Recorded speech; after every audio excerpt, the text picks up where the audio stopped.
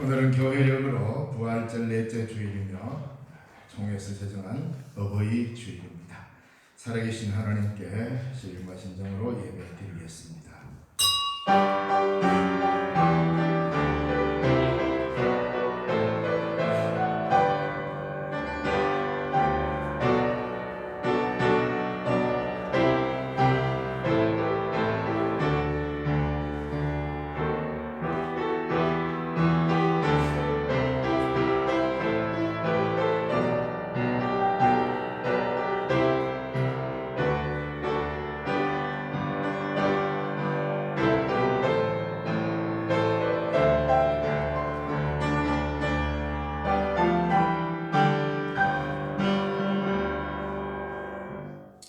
땅의 모든 끝이 여호와를 기억하고 돌아오며 모든 나라의 모든 족속이 주의 앞에 예배하리니 나라는 여호와의 것이요 여호와는 모든 나라의 주제심이로다.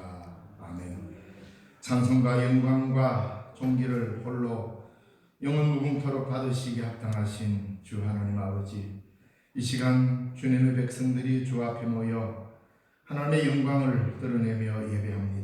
우리 예배를 귀히 받으시고 복내려 주시며 하나님 나라의 합당한 자로 살아가게끔 인도하여 주시옵소서.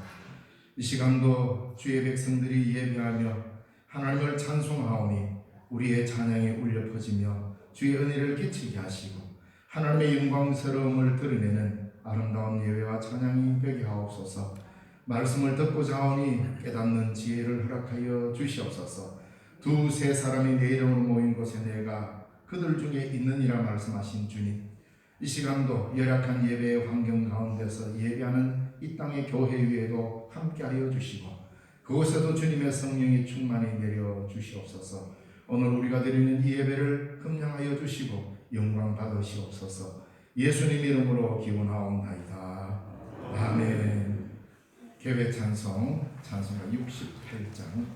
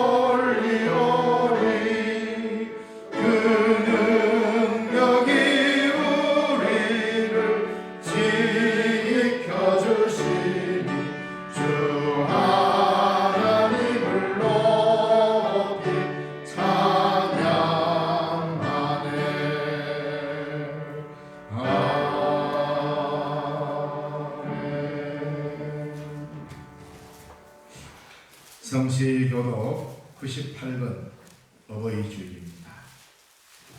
찬송가 뒤쪽에 교독문이 있습니다. 성시교독 교독문 98번 어버이 주일.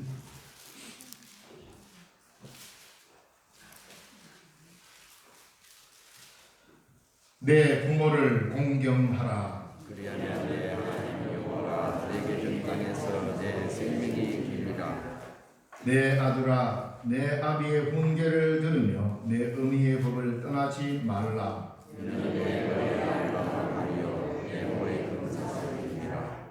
너를 낳은 아비에게 청종하고 내 늙은 어미를 경히 여기지 말지니라. 자녀들아 주 안에서 너희 부모에게 순종하라. 이것이 옳으니라. 이것은 약속이 있는 첫 계명이니 이로써 내가 자기에게 땅에서 장수하리라. 아멘. 나는 전능하신 아버지 하나님 천지의 창조주를 믿습니다. 나는 그의 유일하신 아들 우리 주 예수 그리스도를 믿습니다. 그는 성령으로 잉태되어 동정녀 마리아에게서 나시고 본디오 빌라도에게 고난을 받아 십자가에 못 박혀 죽으시고 장사된 지 사흘 만에 죽은 자 가운데서 다시 살아나셨으며 하늘에 오르시어 전능하신 아버지 하나님 우편에 앉아 계시다가 거기로부터 살아있는 자와 죽은 자를 심판하러 오십니다. 나는 성령을 믿으며 거룩한 공교회와 성도의 교제와 죄를 용서받는 것과 몸의 부활과 영생을 믿습니다. 아멘. 헌신 찬송 찬송가 559장.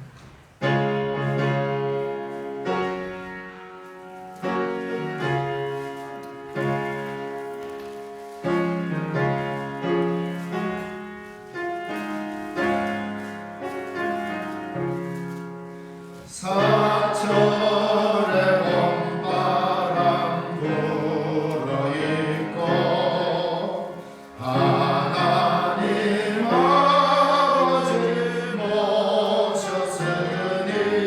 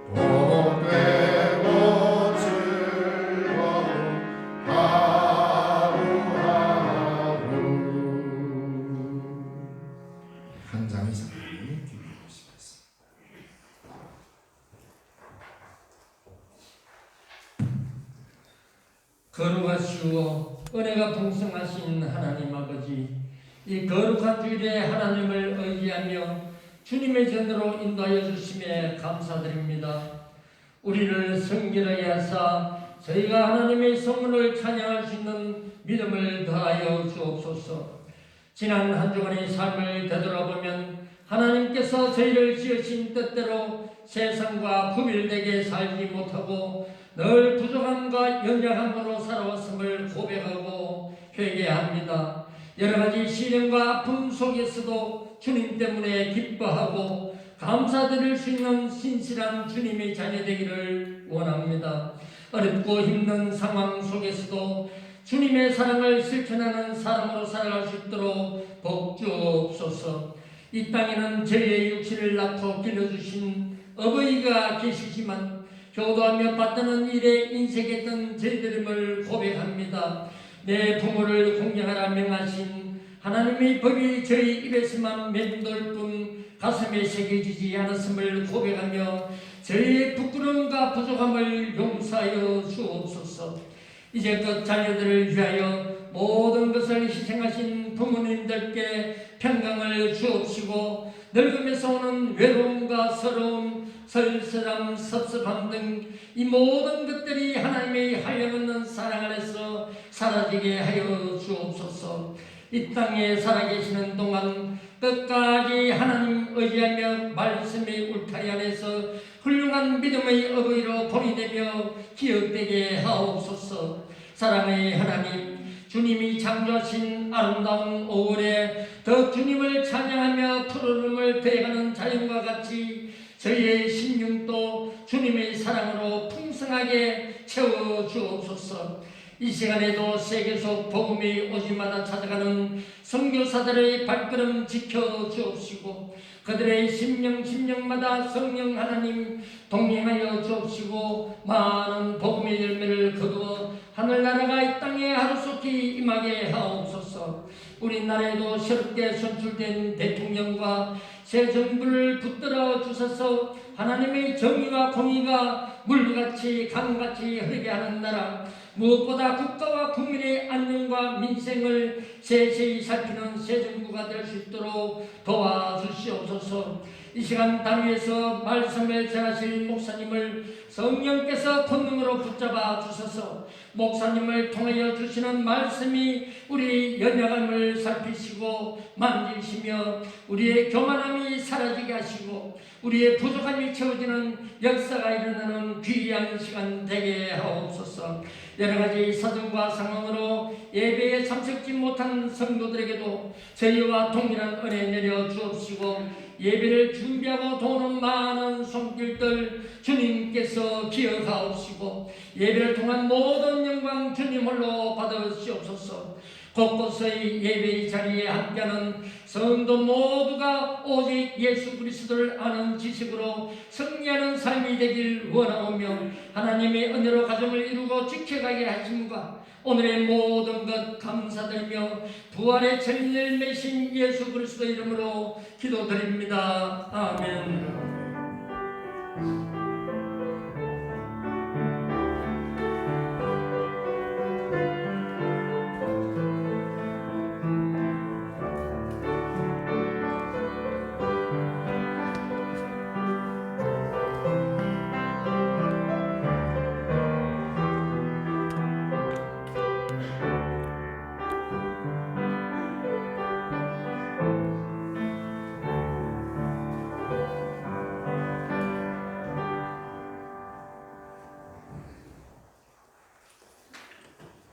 이 시간 우리에게 주시는 하나님의 말씀은 마태복음 28장 16절에서 20절의 말씀과 요한복음 8장 31절에서 32절의 말씀입니다.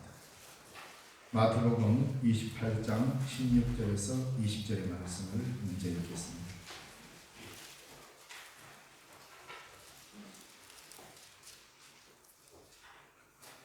봉독해 드립니다. 11 제자가 갈릴리에 가서 예수께서 지시하신 산에 이르러 예수를 배웠고 경배하나 아직도 의심하는 사람들이 있더라. 예수께서 나와 말씀하여 이르시되 하늘과 땅의 모든 권세를 내게 주셨으니 그러므로 너희는 가서 모든 민족을 제자로 삼아 아버지와 아들과 성령의 이름으로 세례를 베풀고 내가 너희에게 분부한 모든 것을 가르쳐 지키게 하라. 볼지어다 내가 세상 끝날까지 너희와 항상 함께 있으리라 하시니라. 아멘. 요한복음 8장 31절에서 32절의 말씀 공독해 드리겠습니다. 그러므로 예수께서 자기를 믿은 유대인들에게 이르시되 너희가 내 말에 거하면 참으로 내 제자가 되고 진리를 알지니 진리가 너희를 자유롭게 하리라. 아멘.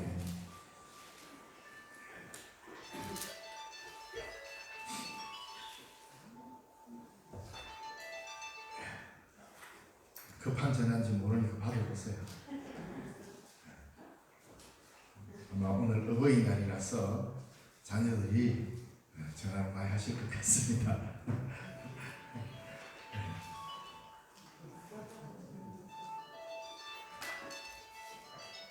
전도사님 빨리 오셔가지고 그걸 딱 해주셔야 돼요.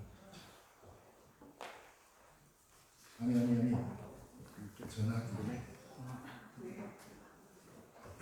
무음으로 하시든지 받아가지고 잘 계신다고 안부 전하시고 그러세요.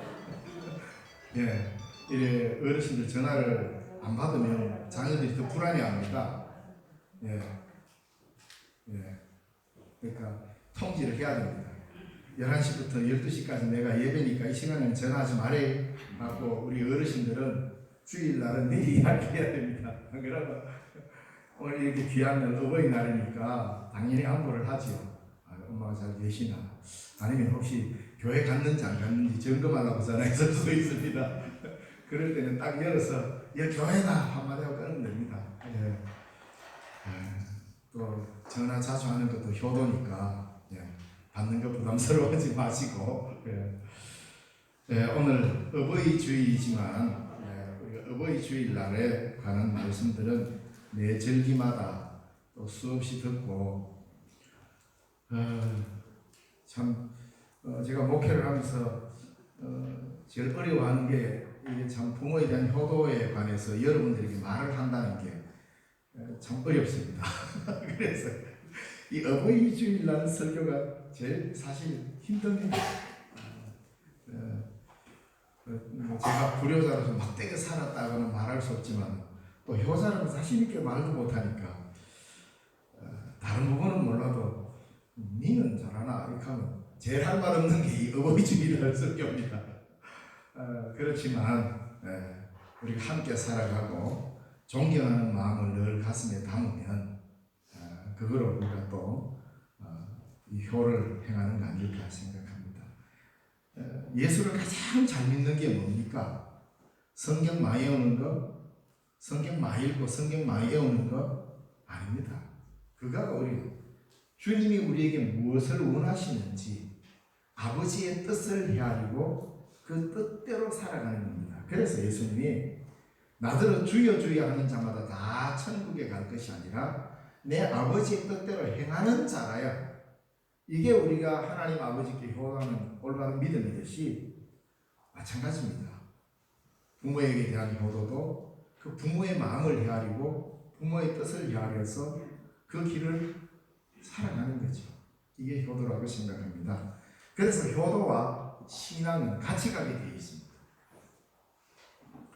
오늘 본문 부활하신 예수님, 지금은 부활절 셋째 주일, 넷째 주일입니다. 그러니까 부활을 지내서 예수님이 성천하시는 그날까지 우리 교회는 부활절 몇째 주 이렇게 나갑니다. 교회력으로. 그래서 이 주간에는 부활에 관해서 집중적으로 하나님의 말씀을 전하는 절기입니다.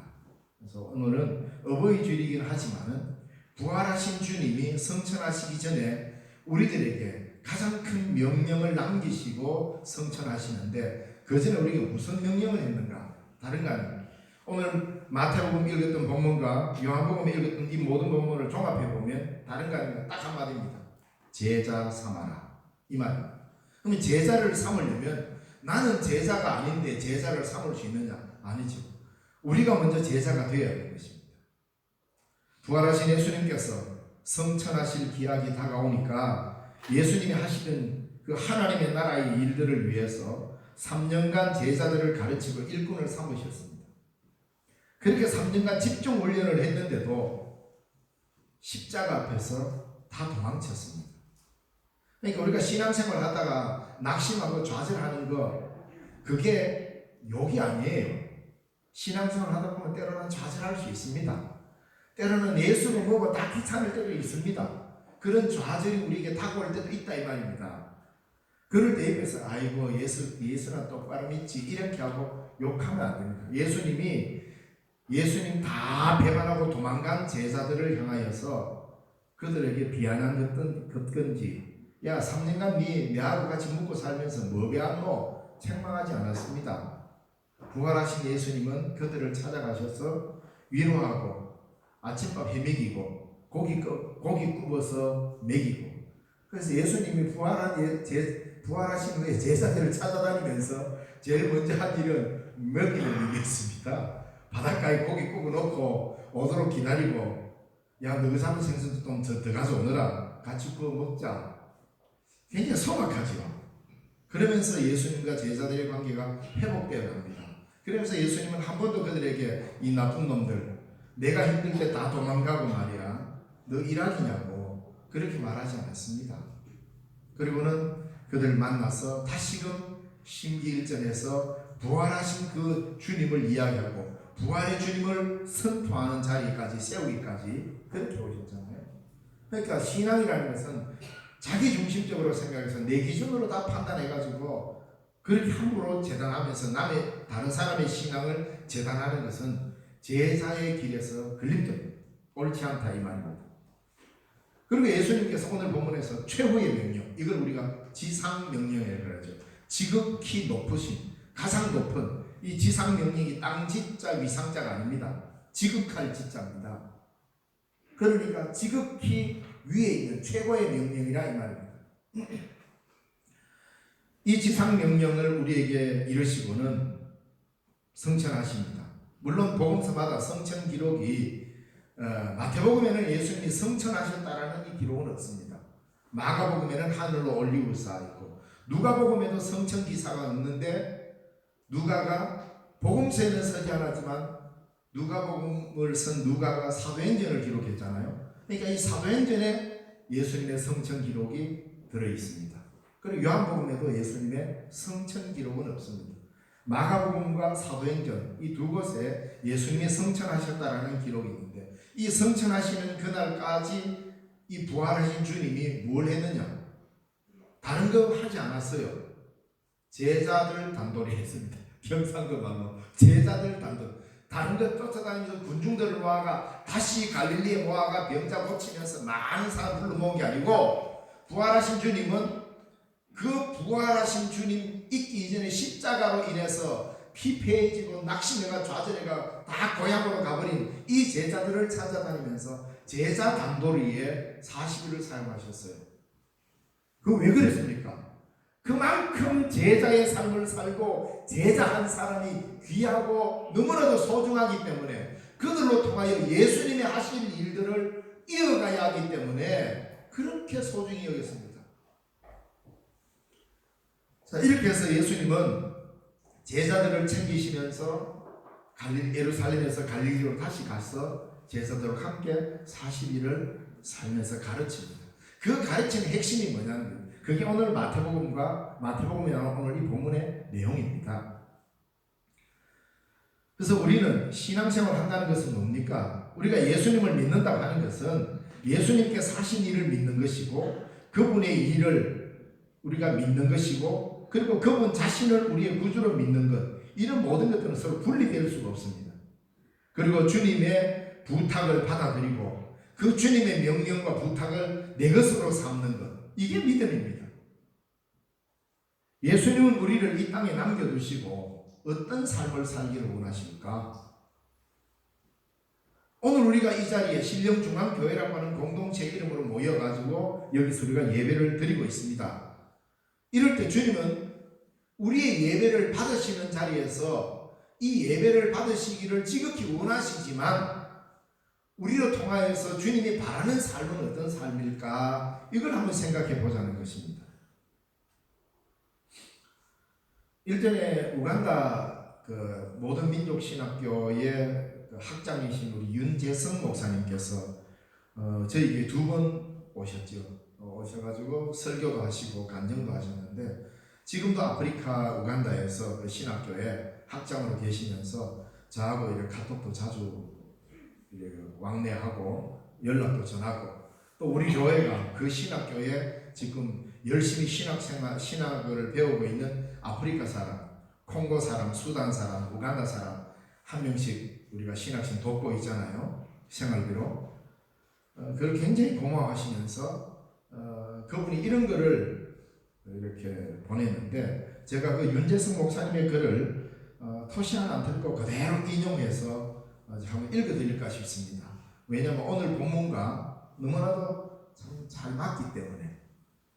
그래서 설교는 지금 제가 하지만 우리 그 선교사님의 목소리라 생각하시고 들어보십시오. 예수는 제자들과 함께 많은 병자들을 고치셨다. 제자들에게 능력을 주어서 병자들을 고치게 하셨다. 제자들이 능력을 잃었을 때는 가장 낮은 자가 되어 섬기라고 하셨다. 제자들을 세상으로 보내셨다. 예수는 우리가 예수 앞에 병자로 머물러 있기를 원하지 않으신다. 우리가 제자가 되어 사람들을 섬기기를 원하신다.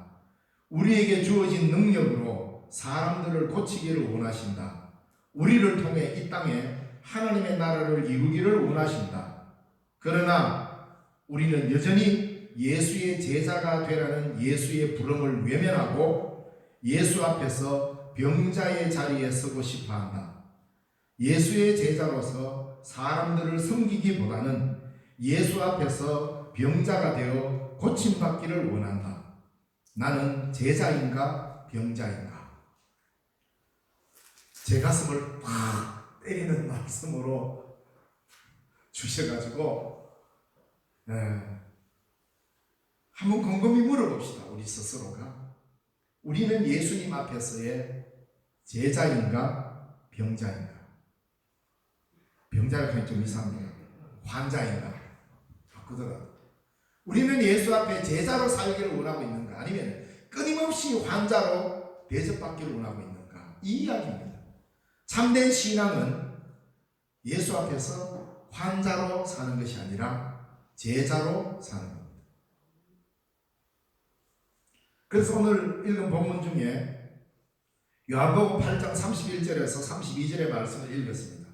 그러므로 예수께서 자기를 믿은 유대인들에게 이르시되 너희가 내 말에 거하면 참으로 내 제자가 되고 진리를 알지니 진리가 너희를 자유롭게 하리라.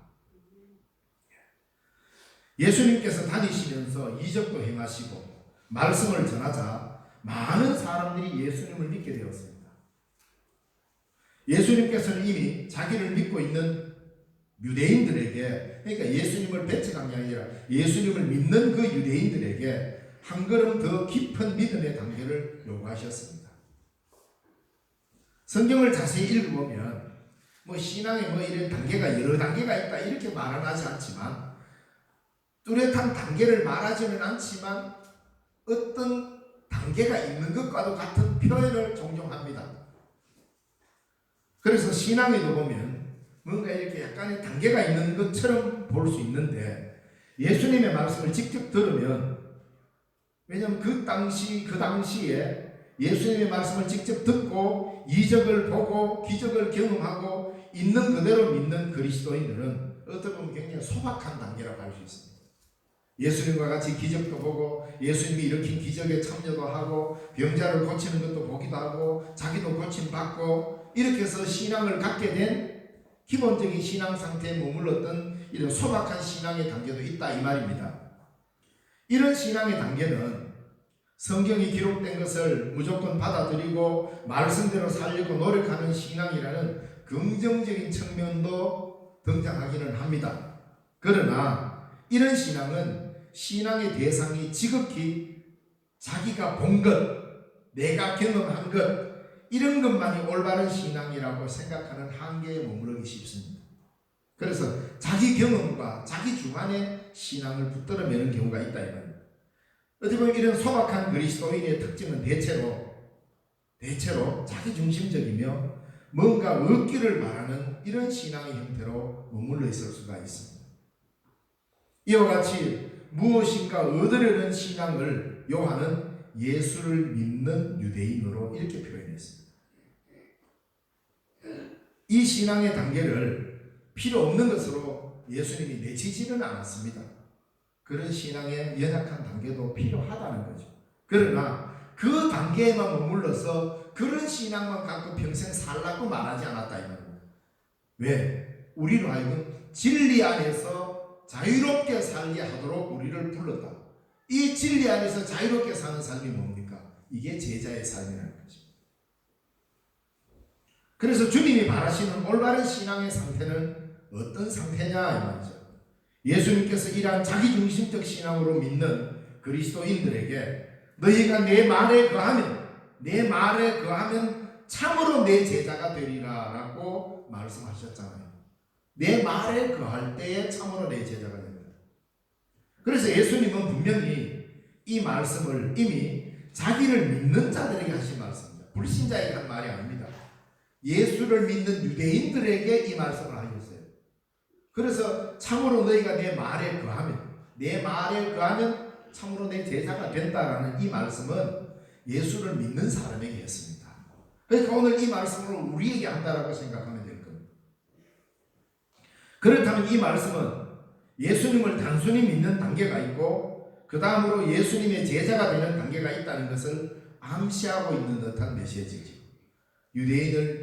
예수를 믿는 유대인들에게 예수님께서, 그러니까 그들에게 너희가 내 말에 거하면 참으로 내 제자가 되고, 예수님의 기적을 보고 예수님의 놀라운 표적도 보고 말씀도 듣고 해서 야 저런 분이구나, 대단한 분이구나, 저분이야말로 우리 메시아겠구나 하는 이런 믿음을 가졌다는 말입니다, 유대인들이. 그런데 그렇게 해가지고만 해도 그게 신앙의 올바른 자세가 아니다는 거죠. 그렇게 믿는 사람들에게 뭘 요구했느냐? 제자가 되라고 요구하고 있다 이 말이에요.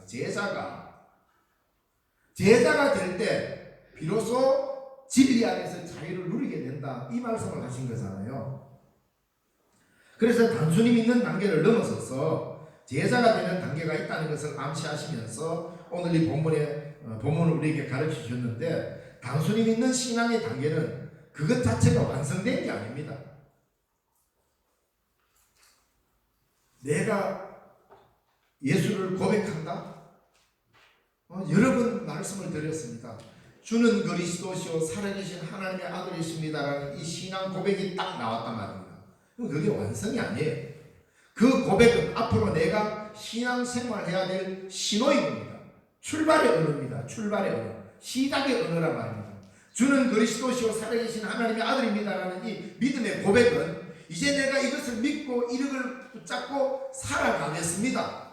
결코 놓지 않고 이 신앙 고백하며 살겠습니다라는 이 신앙의 출발 신호이지 고백이지 완성이 아니에요. 종종 이걸 완성으로 생각해가 됐다, 이제 니는 이제 천당을 따놓은 당상이니까 이제는 됐다, 이래서 그걸 종결적인 걸로 이야기하면 안 됩니다. 신앙의 고백은 종결이 아니라 앞으로 내가 그리스도를 위하여 이렇게 살겠습니다, 그런 믿는 바대로 살겠습니다라는 시작의 언어라 이 말이에요. 그래서 유대인들이 예수님을 믿기는 믿었어요. 구주로 고백하고 메시아로 고백하고 믿었단 말입니다. 근데 그게 다가 아니고 우리도 마찬가지예요. 그렇게 믿으면 그게 끝이고 그게 다인 줄 아는데 그건 이제는 시작해야 될 언어인 것이죠. 그걸 가장 잘 설명했던 위대한 목사님이 누구냐면 바로 보네프라는 목사님.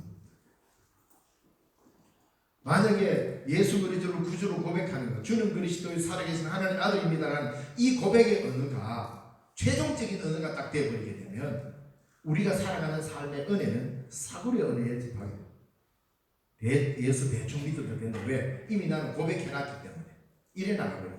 위험한 신앙이 된다 이 말입니다. 신앙이라는 것은 하나님의 나라 완성을 향하여서 멈추지 않고 나아가는 겁니다. 왜? 이 땅에 하나님의 나라를 세우기 위하여, 그리스도의 나라를 이 땅에 오게 하기 위해서 말입니다.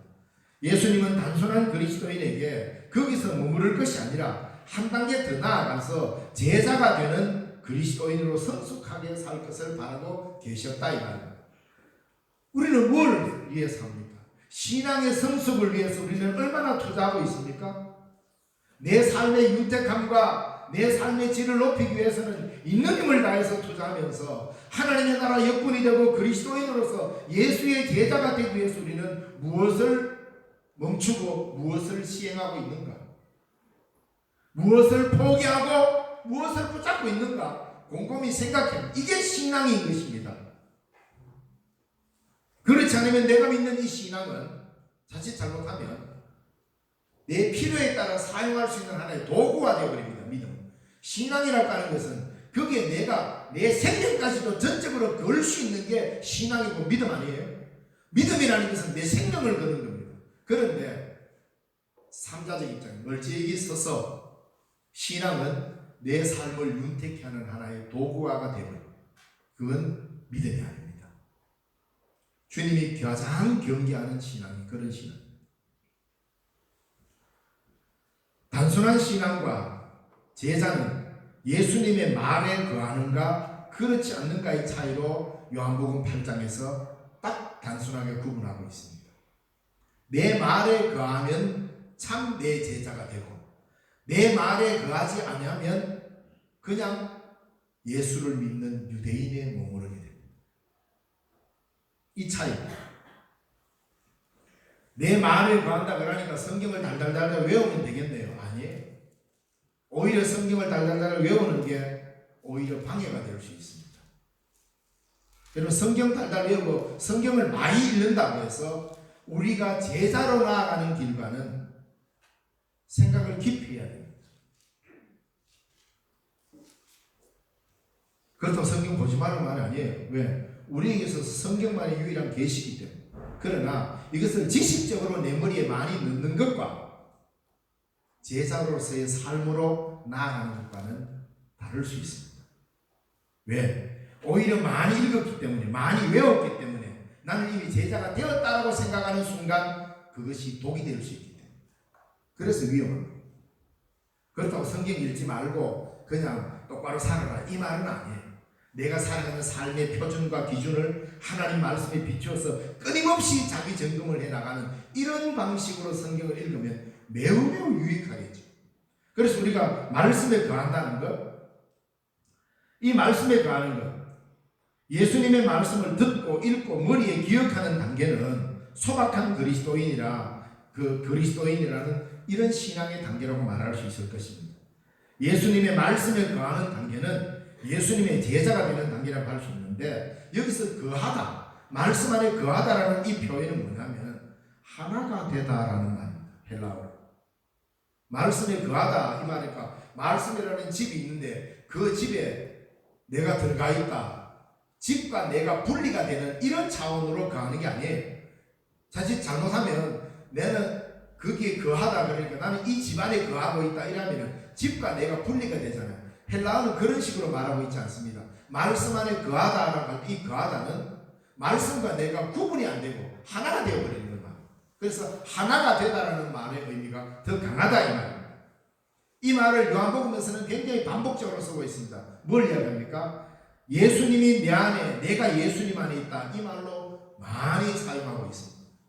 거하다는 이 말은 예수님이 단순히 신앙의 대상이 되어가지고 예수님은 저기 계시고 나는 여기서 그분을 바라보면서 거리를 두는 이 상태를 유지하는 것을 신앙이라고 생각하는 그거를 넘어서는 상태가 거하다. 우리는 많은 경우 예수님과 나와의 거리감을 재보죠. 하나님은 저기 계시고 예수님도 여기 계셔서 예수님과 내가 언제나 늘 마주보는 단계. 요한복음에서 이런 관계를 설정하지 않습니다. 요한복음에서는 내가 예수 안에 예수가 내 안에 이걸 넘어서서 사도 바울도 로마서에서 뭡니까? 그리스도 안에 내가 그리스도 안에 그리스도가 내 안에 이렇게 표현했어요. 그러니까 안에 있다는 말, 함께 있다는 말, 하나가 되었다는 이 말을 우리가 기억해야 됩니다.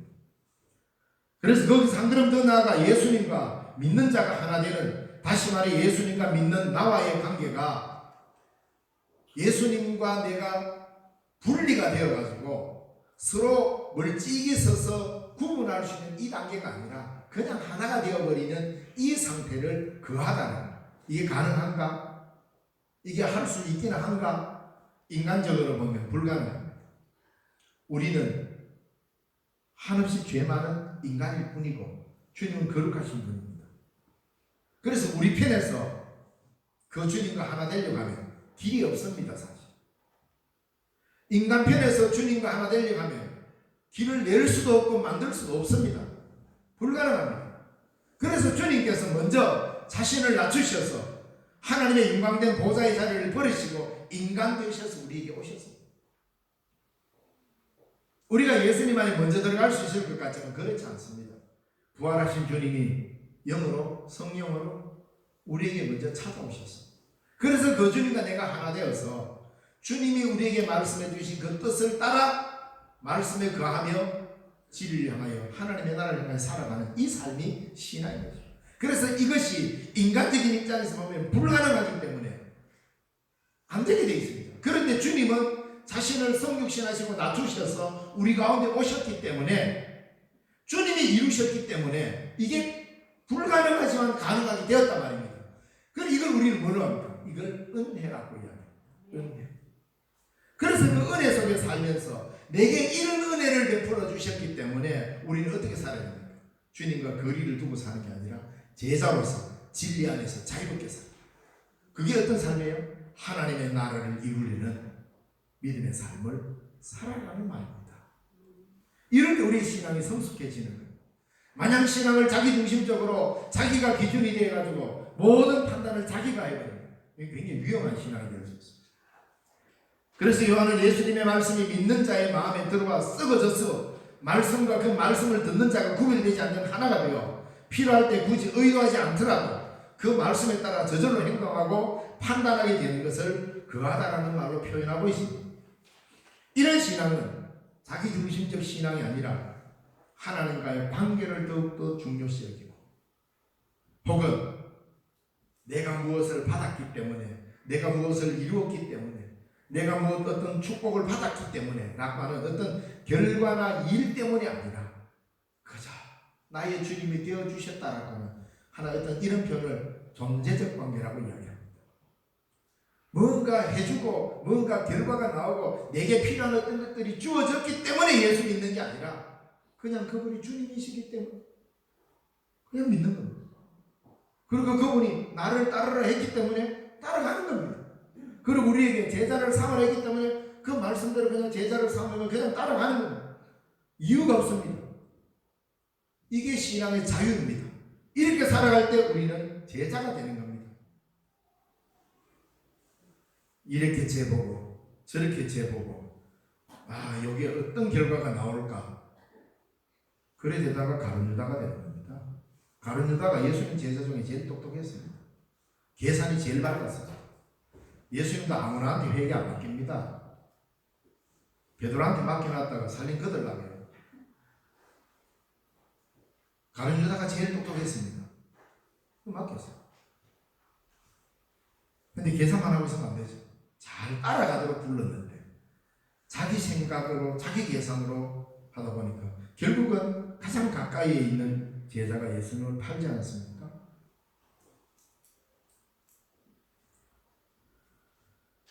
그러므로 제자의 단계로 나아가는 이 신앙의 특징은 얼마의 복을 받았다거나 무슨 업적을 성취했다거나 그렇게 해서 축적되는 신앙이 아닙니다. 그러니까 이런 소유중심, 뭔가를 받고 뭔가를 해결하고 하는 이런 것들이 우리의 신앙의 근본 바탕에 자리하게 되면 신앙이 안 자랍니다. 왜? 잘 나가다가 뭔가 좀 좌절하고 실패할 일이 딱 생기면 거기서 무너져 버립니다. 이거 뭐 예수도 뭐 필요 없네. 내가 원하는 거 하나도 안 들어주네. 이래 돼가는 겁니다. 여러분, 주님으로부터 뭘 더 받기를 원하십니까? 한번 솔직하게 물어봅시다. 얼마를 더 받아야 됩니까? 나 같은 죄인을 용서해 주셔서 하나님의 자녀가 됐잖아요. 구원받을 수 없는 본질상 진노의 자녀일 뿐인 우리를 용서해 주셨어요. 그리고 천국 백성 되게 하셨고 하나님의 나라 역군이 되라고. 우리가 감히 어떻게 하나님의 나라를 이룹니까? 하나님의 그 지음하신 하나님의 나라를 어떻게 우리 손으로 이루어 간단 말이에요. 불가능해요. 그런데 그거를 하나님 스스로 그냥 짠 하지 않으시고 너희에게 맡기겠다. 이 거룩한 하나님의 나라를 내가 너희들 손에 맡기겠다. 내가 이루어 가지만 너희들과 함께 한번 해보자. 이걸 맡기셨단 말입니다. 그런데 이 땅에서 물론 사업하다 보면 힘들고 농사 짓다 보면 힘들고 자식 키우다 보면 힘듭니다. 그거 부정하는 거 아니에요. 근데 우리의 온 신앙이 거기에만 다 집중되어 있다 보니까 하나님의 나라에 대한 생각은 1년 365일 살면서 몇 번을 생각하는지 모르겠어요. 신앙도 이러면 이따가 죽으면 천당 가면 되지. 여러분, 우리의 신앙은 그렇게 이 땅에서 천당으로 도약하도록 만드는 신앙이 아니에요. 그렇게 잘못 가르쳐왔단 말입니다. 기독교 신앙은 그런 신앙이 아니란 말입니다. 이러면 이따가 그냥 죽으면 천당 가지. 그렇게 이 땅에 아무렇게나 살다가 갑자기 천국으로 뿅 도약해가는 게 그 기독교 신앙이 아닙니다. 뭡니까? 비록 나이가 들고 내가 아는 건 없어도 주님이 내게 가르쳐주는 것이 어떤 것인가? 말씀 안에 거하면서 그 삶을 살아갈 때 넓지는 않지만 내 주변에 하나님의 나라를 이루어가는 겁니다. 작지만 소박하지만 그러면서 살아갈 때 그 하나님의 나라를 이루는 이 삶을 통하여서 이 땅에 작지만 하나님의 나라를 이루고, 그래서 내가 생명이 다하는 날 하나님의 나라를 불러서 천국 인도하실 것이고, 주님 다시 오셔서 이 땅에 하나님의 나라를 이룰 때 그 작은 한 모퉁이를 그래도 내가 이룬 것이 있다. 그게 우리가 칭찬받을 일이죠. 이래서 그게 제자의 삶을 사는 거다 이 말입니다. 이제 우리 신앙은 성숙해야 됩니다. 히브리서에서 이렇게 말합니다. 히브리서 6장 1절에서 2절의 말씀 이렇게 기록되어 있습니다. 그러므로 우리가 그리스도의 도의 초보를 버리고 죽은 행실을 회개함과 하나님께 대한 신앙과 세례들과 안수와 죽은 자의 부활과 영원한 심판에 관한 교훈의 틀을 다시 닫지 말고 완전한 대로 나아갈지니 하나님께서 허락하시는 우리가 이것을 하리라. 놀랍지 않습니까? 이것은 한번 듣고 잘 새겨들어서 내 가슴에 간직한 것으로 그냥 두고 뭘 하는? 완전한 대로 나아가요. 이게 뭡니까?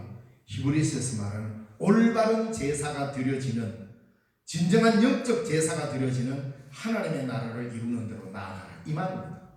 이게 신앙입니다. 그래서 우리가 한번 야곱이 약복강에서 있는 힘을 다해서 주의 천사와 실험하듯이 우리는 이러한 문제를 부여잡고 하나님 앞에 실험을 해야 합니다. 내같이 연약한 자가 하나님의 나라를 어떻게 이룹니까? 나는 힘듭니다. 도저히 불가능한 것 같은데 근데 왜 나를 불렀습니까? 이런 고민을 안고 하나님 앞에 실험을 하며 기도해보라는 겁니다. 그러면 작게는 여러분의 가정 안에서 내가 살아가는 작은 넓은 데서 자기의 역량에 맞게끔 점점 하나님의 나라를 일구어 갈 것입니다. 이 공동체 안에서 일구어 갈 것입니다. 바로 이 영역이 점점 넓어질 때에 주의 백성이 가는 곳마다 이런 일을 일어날 때 이 땅은 점점 넓어지는 하나님의 나라를 이룰 것이고, 바로 그곳에 주의 제사가 있었기 때문이다라는 결론이 나오게 되는 거 아니겠습니까?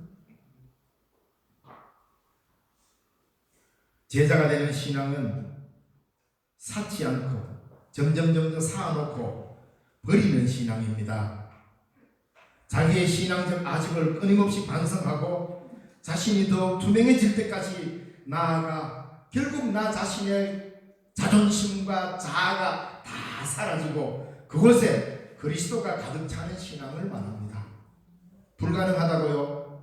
불가능하면 주님이 우리에게 말씀하지 않았을 것입니다. 왜? 내 힘으로 하려니까 불가능하죠. 그래서 항상 기뻐하고 쉬지 말고 기도하라 그랬습니다. 왜 쉬지 말고 기도해야 됩니까? 이런 일들이 내 힘으로 안 되기 때문입니다. 내 힘으로 제자 삶 불가능합니다, 여러분. 내 힘으로 하나님의 나라의 삶 불가능합니다. 그렇기 때문에 쉬지 말고 기도하라는 겁니다. 왜? 기도해서 주님과 함께 하라는 겁니다. 이게 기도의 목적입니다. 그러므로 이런 신앙의 결과는 자기 자신을 사라지게 하는 겁니다. 아직도 내가 살아있다는 것은 신앙이 깊지 않다는 겁니다. 신앙이 깊고 제자가 되어 갈수록 자신은 온데간데 없고 주님의 뜻만이 드러나게 될 것입니다. 여기에서 자신 있게 말할 수 있는 사람 누구이겠습니까? 저도 사실 자신 있게 말할 수는 없습니다. 그러나 내 힘으로 안 되지만 하나님의 성령을 의지하고 주님께 기도하면서 우리는 이 목적을 잃지 말아야 되는 게 신앙입니다. 에이 목사님 그거는 뭐 우리 힘으로 불가능한데 자꾸 우리 보고 그렇게 살아라 하면 뭐합니까? 고달픕니다 우리도. 이러면 저도 할 말 없습니다. 왜? 그러면 그냥 그렇게 살다가 그냥 그렇게 가는 겁니다. 그러면 주님이 우리를 부르신 아무런 이유도 목적도 없이 예수 믿는 것 같지만 무늬만 그리스도인으로 살다가 가는 겁니다. 우리의 신앙은 그냥 그렇게 살다 가는 게 아니라 하나님 나라의 투사로 불렀습니다. 제자로 불렀단 말입니다. 제자로. 군중들이 아닙니다. 우리는 예수님 부름의 기적을 체험하고 빵 주면 적당히 먹고 그냥 다시금 자기 집으로 돌아가는 사람들이 아니라 주의 부르심을 받아서 따르는 제자의 삶이라 이 말입니다.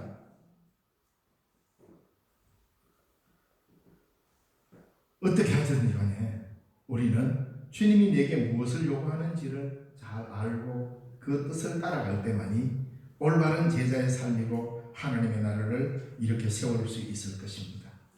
사랑하는 성도 여러분, 성경을 많이 읽으십시오. 시간을 정해놓고 기도하십시오. 때로는 말씀을 외우십시오. 그런데 읽은 말씀, 외운 말씀, 내가 하는 그 기도가 하나님이 원하시는 주님의 뜻을 밝혀내고 하나님의 나라를 이루고 제자의 삶을 살아가는 그 일에 이것이 활력이 되고 힘이 되게 해야 된다 이 말입니다. 머리에서 마음으로 말씀을 듣는 것에서 내가 말씀에 거하는 것으로 뭔가 많이 소유하고 많이 받아야만이 신앙이 좋다라고 하는 이런 생각에서 다 떨쳐버리고 제자의 삶으로 전환하는 그런 삶으로 나아가야 합니다. 만약에 내가 알고 있는 성경 지식, 많이 알고 있는 상식과 지식과 성경의 구절들, 이것이 다른 사람을 재단하고 판단하는 데 쓰여진다면 차라리 모르는 게 낫습니다. 성경은 그렇게 알아라고 우리에게 주어진 책이 아니기 때문입니다. 자기 자신을 끊임없이 두드리고 나 자신을 철저히 하나님 앞에 내려놓고 내가 지금 올바르게 길을 가고 있나라는 것을 살피기 위해서 하나님이 내게 말씀을 주신 것이지 이 말씀 기준에서 다른 사람 재단하고 판단하러 준 게 아니라 이 말입니다. 부활하신 주님은 우리에게 제자 삼으라고 하십니다. 그러면 우리가 먼저 제자의 삶을 살아가야 하지 않겠습니까? 제자로 살려는 몸부림은 온데간데 없고 마냥 받기만을 기다리는 신앙으로는 하나님의 나라를 생각할 여유가 없는 겁니다. 주님의 명령을 잘 한번 되새겨 봅시다.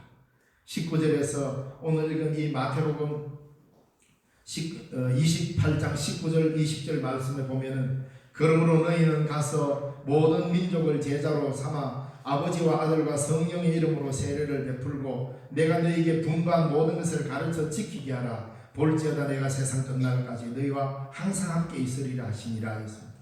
우리는 예수님의 팬을 불러 모으는 사람들이 아닙니다. 그리고 우리는 예수님의 팬으로 살아가는 게 아닙니다. 예수님의 열렬한 팬으로 살아가는 사람들이 아니란 말입니다. 예수님 좋아하고 예수님의 팬이 아니라 예수님의 제자로 살아가야 합니다. 팬과 제자는 차원이 다릅니다. 관계가 다르다 이 말입니다. 여러분은 그리스도의 팬입니까? 그리스도의 제자입니까? 제자로 살아가는 자에게 우리 주님은 성경 곳곳에 하나님 나라의 권세가 너희에게 있을 것이라고 말씀하셨고 오늘 본문에서도 너희가 내 제자로 살아갈 때 세상 끝날까지 내가 너희들을 지켜주겠다 약속하셨습니다. 이것보다 더 확고한 약속이 우리에게 어디 있습니까? 사랑하는 우리 신령중앙교 교회 여러분, 여러분들은 그리스도의 제자입니다. 예수님의 팬들이 아닙니다. 가장 성숙한 신앙은 제자로 사는 삶입니다. 주님이 여러분을 부르신 것은 주님 오시는 그날까지 제자의 삶을 살도록 부르셨다라는 것을 꼭 기억하시기 바랍니다. 그래서 주님 오실 때에 우리 신령중앙교회만 바라보면 주님이 만연한 미소가 펼치면서 착하고 충성된 종들 잘했다, 이 칭찬 좀 한번 들어야 되겠습니까? 그런 기대를 갖고 그 축복, 마지막 주님의 그 축복이 우리에게 선언될 것이라는 이 믿음을 갖고 주님, 내게 다시 한번 힘 주십시오. 내게 다시 한번 성령의 충만을 부어주십시오. 내가 주님의 제자로 한번 살겠습니다. 이런 각오 살다가 한 번쯤 해봐야 되지 않겠나 생각합니다. 우리 온 교우들 이 좋은 계절에 기도하시면서 주님의 뒤를 열심히 따라가는 제자의 삶을 사시기 바랍니다. 기도하겠습니다. 은혜로우신 아버지 하나님, 감사합니다. 오늘도 어버이 주일을 맞이하여 이 땅에 귀한 어버이들을 지켜주시고 오늘 한국교회가 이 자리에 있기까지 수고를 아끼지 않았던 우리의 어버이들 때문입니다. 우리는 그 사랑 위에 터전을 잡고 여기까지 왔사오매 우리 또한 받은 그 사랑 실천하며 올바른 좋은 어버이로 살아갈 수 있도록 은혜 베풀어 주시옵시고, 주님께서 하늘 보좌로 오르시면서 우리에게 부탁한 이 제자의 삶을 다시 한번 되새기고 그리스도의 제자로 살아가는 삶이 되도록, 그리하여 진리 안에서 자유를 누리며 살아가는 삶이 되도록 인도하여 주옵소서. 예수님 이름으로 기도드리옵나이다. 아멘. 찬송가 436장 찬양드립니다.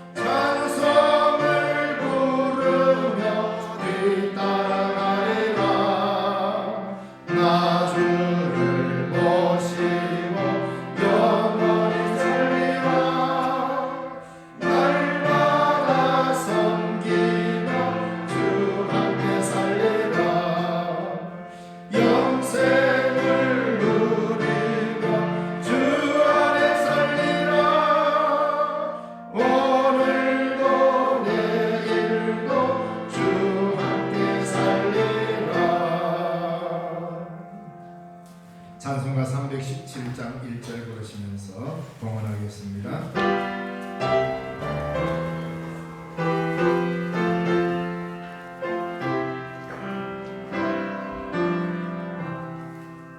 내 주 예수 주시는 내 한없던 마음 내 주 앞에 잊어둔 것 다 드리니 주 예수여 내 정성을 받으소서.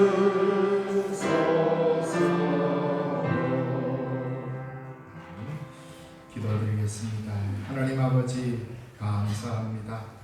귀하고 복된 주일을 우리에게 허락하시고 온 백성들이 함께 모여 예배하게 하시니 감사합니다. 주를 경배하며 주 앞에 귀한 예물도 함께 드립니다. 예물 받으시고 축복하여 주시옵소서.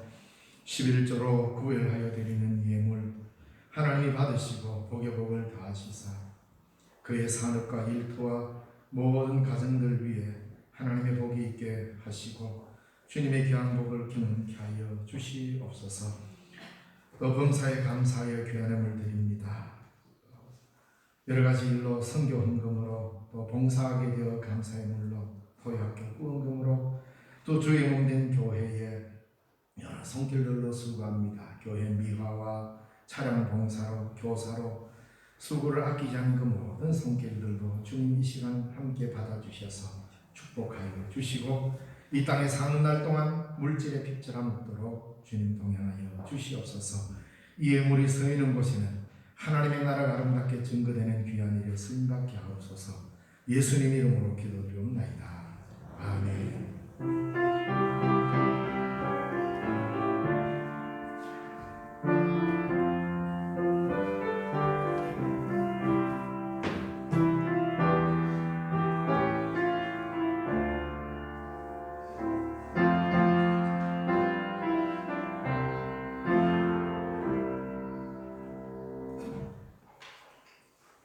이 시간에 교회 소식 전하기 전에 우리 특송 어버이 날이고 해서 특송 있겠습니다. 특송하면서 우리 교회에서 우리 준비한 우리 선물 70세 이상 어르신들에게 선물을 드리려고 합니다. 우리 권사님들 우리 특송이 시작되면 좀 나눠주시기 바랍니다.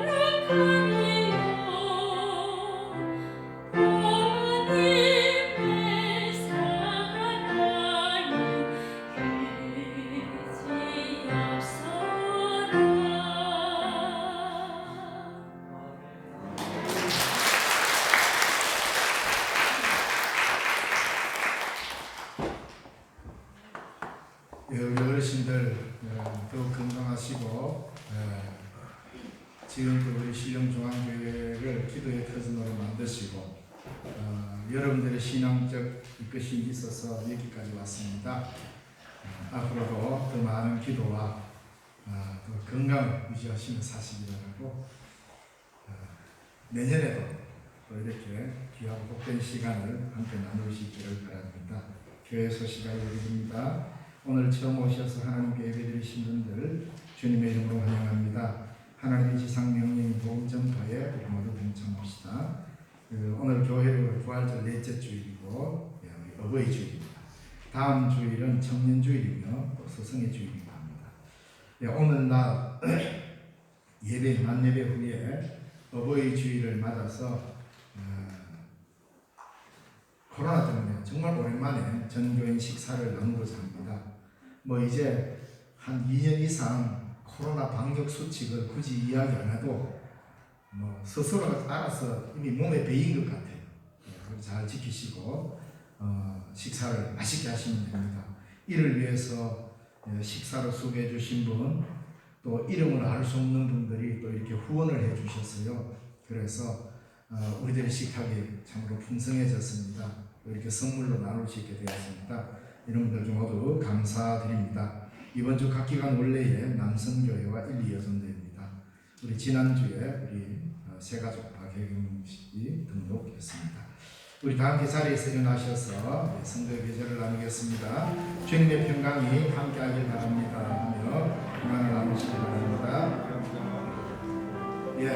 옆에 어르신이 계시면 건강하게 오래오래 사세요라고도 기원해 주세요. 우리 어르신들 건강하게 오래오래 사시기 바랍니다. 감사합니다. 파송의 찬송 난 행복한 사람 찬양드리겠습니다.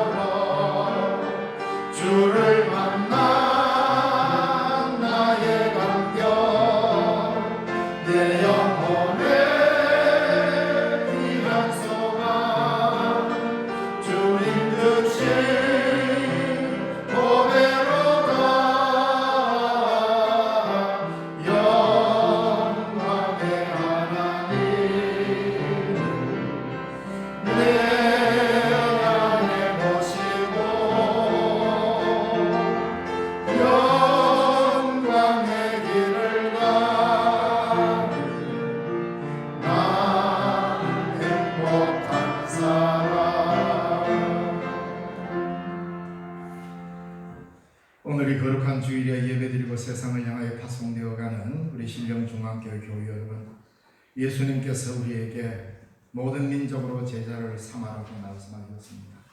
오늘 말씀을 듣는 우리 신령중앙교회 여러분, 여러분들도 예수님의 명령을 받았습니다. 우리는 제자 삼는 일에 주님의 명령에 따라 순종하며 이 세상의 길을 걸어야 할 것입니다. 이 일로 여러분을 저 세상으로 주의 이름으로 파송합니다. 아멘. 기도하겠습니다.